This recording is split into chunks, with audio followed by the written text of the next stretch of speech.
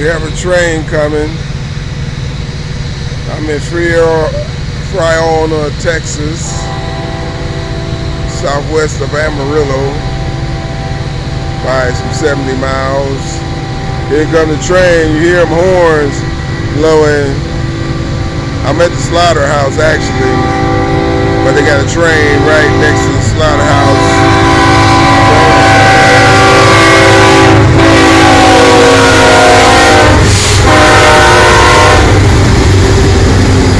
Every hour on the hour. They've been coming every 20 minutes. Been seeing train after train.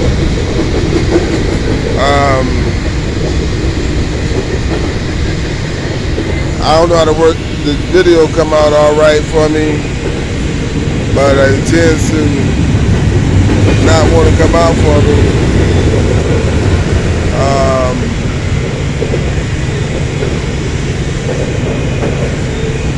I needed to go longer than it goes.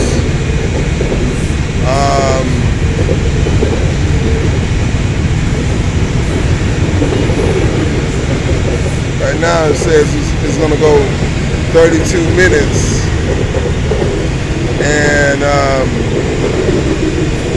I'm going to watch this train to the end, but I also watch the cows come in for their last day on this earth. All you beef lovers,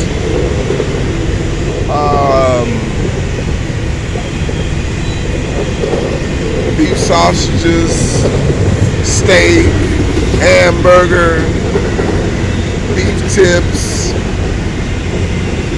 all this is right here. Now, this is not where they process it, but this is where they slaughter them and cut them up into, pieces. The hide goes somewhere, the nuts go somewhere, the head goes somewhere, eyes go somewhere. They have to go through the processing plants in order for the actually beef hot dog, hamburger, steak. Here you just pick them up in chunks, take them to where other warehouses buy them, then they sell them to the processing plants, and so have you. But I'm here today on this 30th of August, doing my thing. My load goes to Hennessy, North Carolina, which is 1,500 miles from here, but it ain't gonna be loaded. They gotta kill the cows, then box them. I say my load's gonna be ready about 2:30 to 7 in the morning. I'm gonna get me some sleep in a minute, but I wanted to make this documentary to let people know that the life of a cow, the hamburger you eat, what this cow goes through in order to make sure you get your beef, or your beef ribs, your beef whatever. Now, don't get me wrong, this is not where they process the meat. This is where they slaughter them and put them in chunks to go to processing plants to become that beef rib, to become that hamburger that you so dearly love. And don't get me wrong, I had this cow. He looked at me out of the truck. He looked one eye. You see one big eye looked dead at me. It acted like he was saying, "Please save me." And the only thing I can do is look back and say, "Hey, I know what you're gonna gotta go through. I feel for you, but I sure do love a good hamburger right now." That's the only thing I can tell him. Hey, I love my beef too, so hell. But, it's magnificent. I said here how many trains come by, and I've been watching a lot of trains come by. And it has been a wonder that,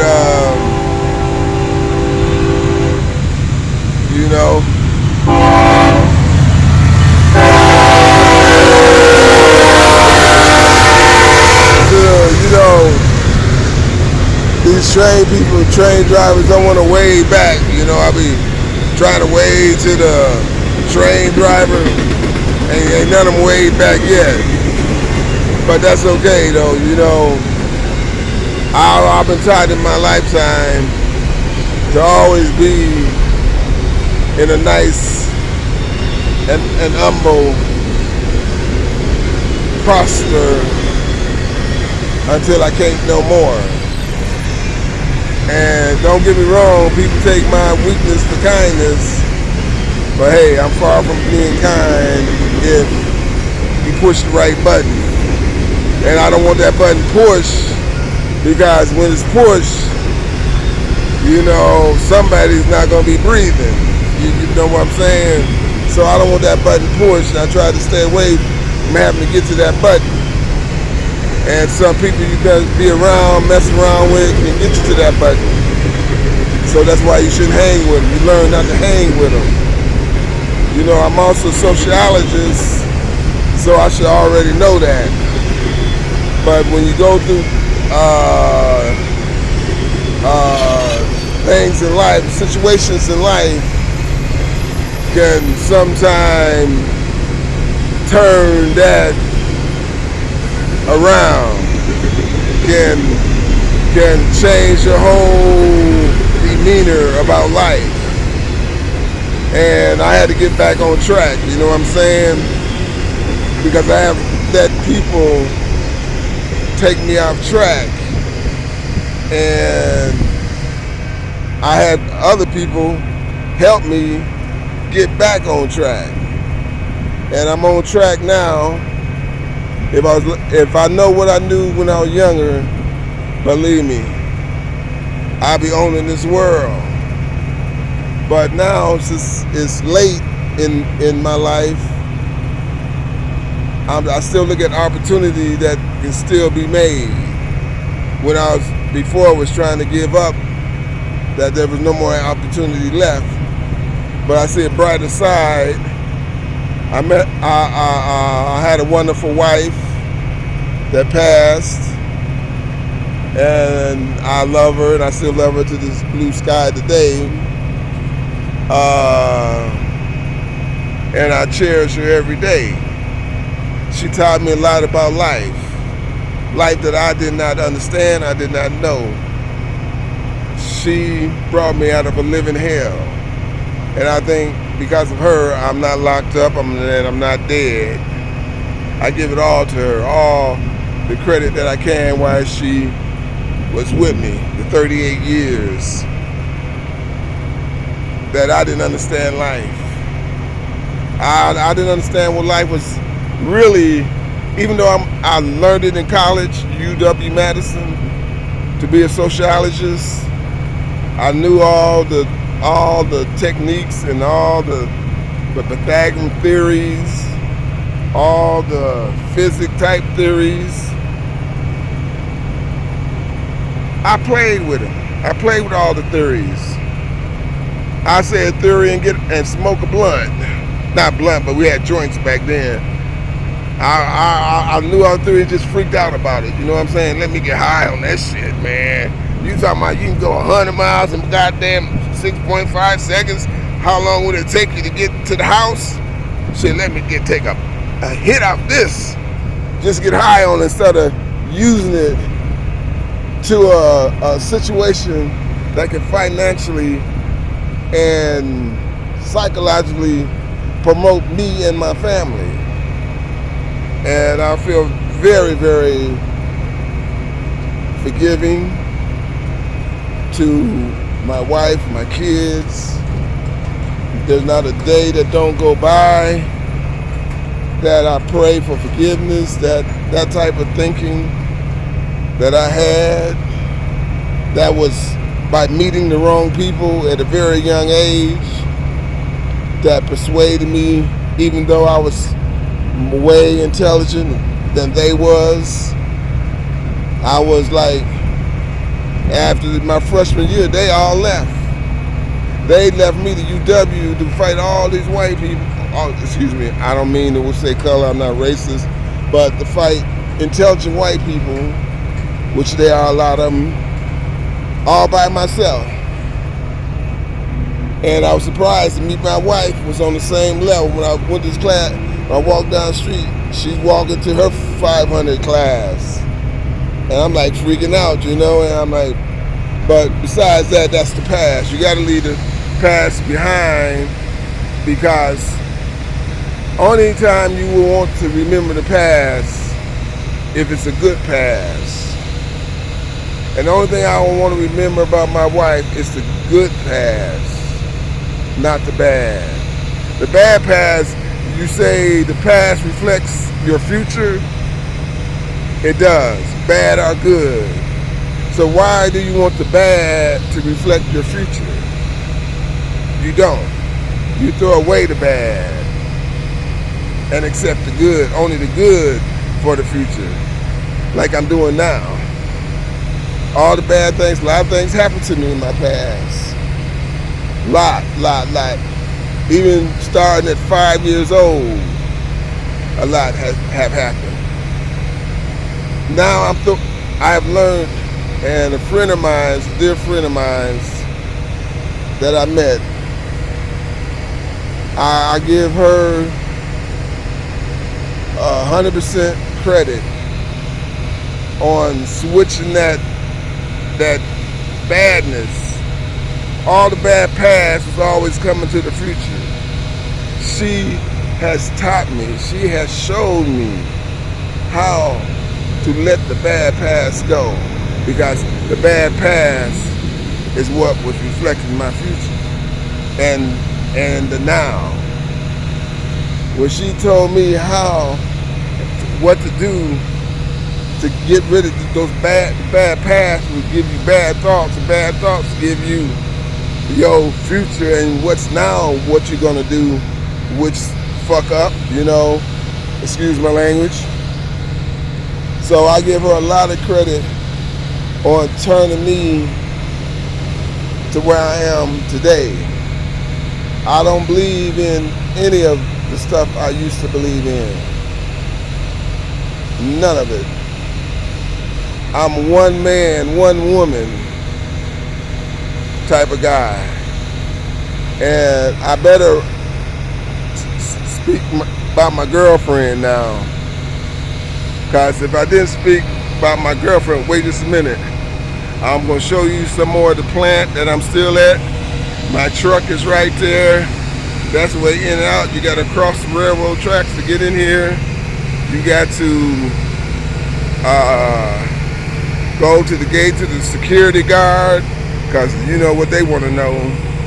They want to know all about you. You know what I'm saying? Make sure you ain't coming here gonna just grab a trailer and run out with the motherfucker. You know, because these are hundreds, $200,000 or $300,000 loads. You know. Have you bought a steak before? So you can imagine it's about $300,000, $200,000 loads, 150,000 loads you taking up out of here. So they got to make sure you ain't come here just gonna snatch it and run away with it. But I was mentioning my girlfriend. I have a new girlfriend now. So it's hard because I still love my wife, you know. But it's hard putting my wife out of my mind to give her the love she needs, because she needs a lot of love too. And she's alive and she needs a lot of my love.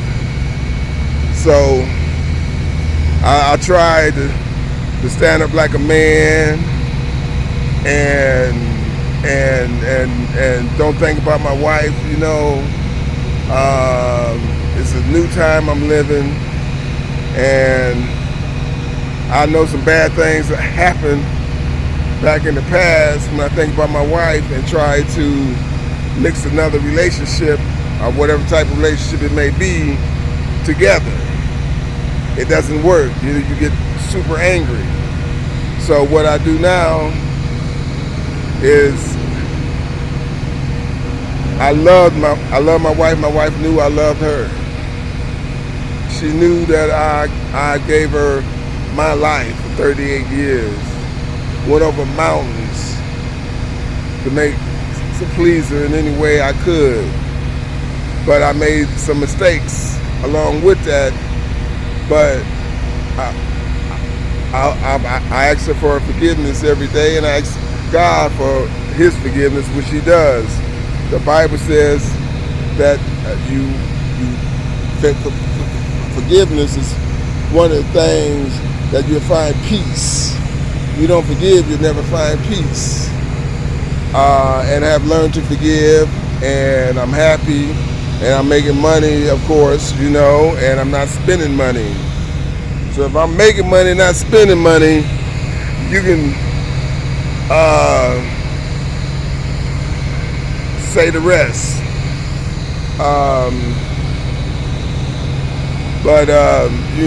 Here come another train. Like I told you, they come every 20 minutes. And so I'm out here taking pictures of them. I have waved at all the conductors. Not one of them waved back. But I'm a humble person, and I'm going to wave at this one. Just like I'm doing, I'm going to wave. And I want you to see me wave at them, but, I'm going to stay that humble, because I'm always humble. Until the end, I give people, even though I know they dogging me, chances after chances. I wave at him. I guess he can't take it.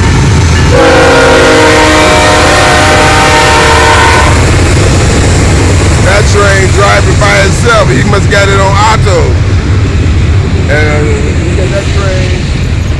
He got that train on auto. But it's like I said, the Bible is a forgiving God. We have a forgiving God. So I know I'm forgiven, and I know my wife loves to see me happy. No matter what I did, she hated to see me upset. And so I know she's happy. She got taken care of to the end, and I stuck by her to the end, and I did my job as a husband. Now I have a new phase, a new life going on. I have a new woman, and she's Haitian. She happened to be a Haitian woman, a Haitian culture that I'm dealing with. But I love her because I'm in love with her now, because she's in love with me.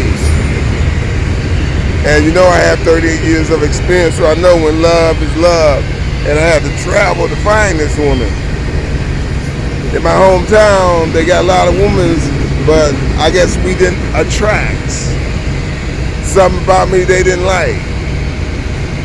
We didn't attract. But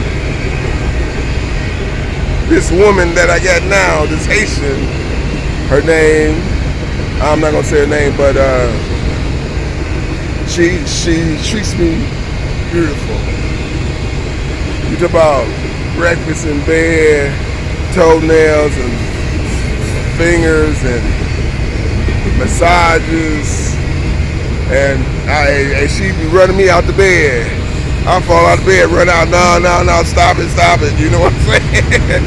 She be running me out the bedroom, you know what I'm saying?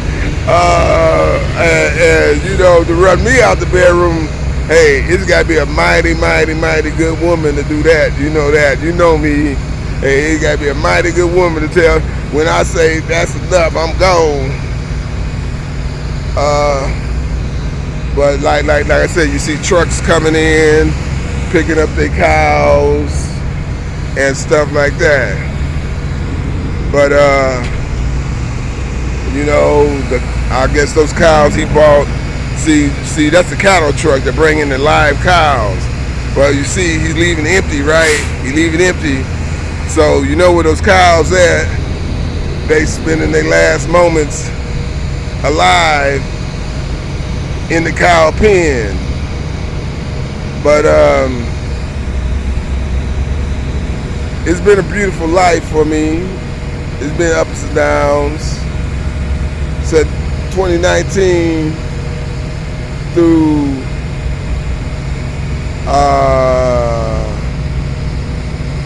20, 21, 19, year 2019, 2020, 2021, and has been one of the worst years of my life. Worst years of my life. I went through, I was hurt when my sister got murdered. I was hurt when my daddy died of natural causes. And I took it like a man. But when my wife died, which I thought that, hey, it'd be none that I can take it, it'd be all right. I take it like any other deaths, like my sister, like my father. Go to the funeral, stand tall, be a man. But I got through that wave of mourning. That wave of mourning, I got through it like a man. Not knowing that a second wave was on its way. And that second wave, and I put the camera on me. I thought I could put the camera on me. I wanted to put the camera on me, but I guess I couldn't. I was trying to turn the camera around. I hope I didn't mess up any of the video, but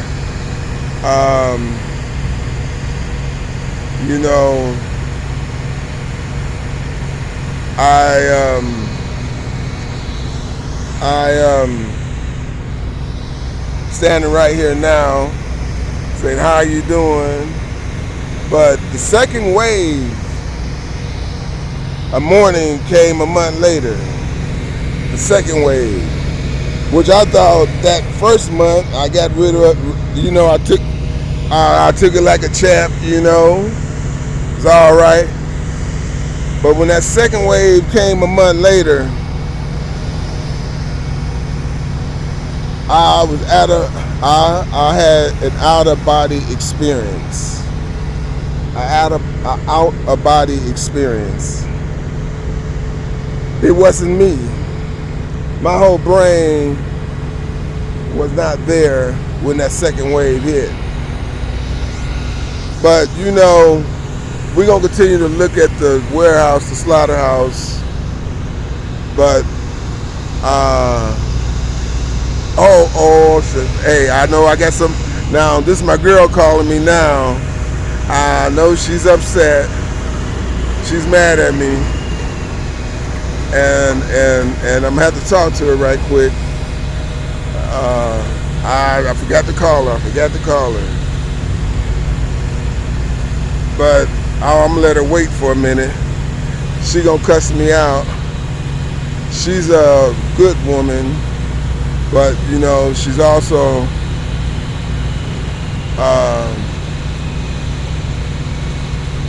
a very, very possessive. I am not really liking her possessiveness, because here she's calling back again. See, she's gonna keep calling me. She's gonna until I answer. So I'm gonna have to cut this video short because she's gonna cuss me out right now. I'm gonna get a big cuss out from her. Where the fuck was I? And you see, y'all all know where I was. Y'all all know where I was. But see, she's calling back again. Look. I'm about to try to answer. Let him see. Can I?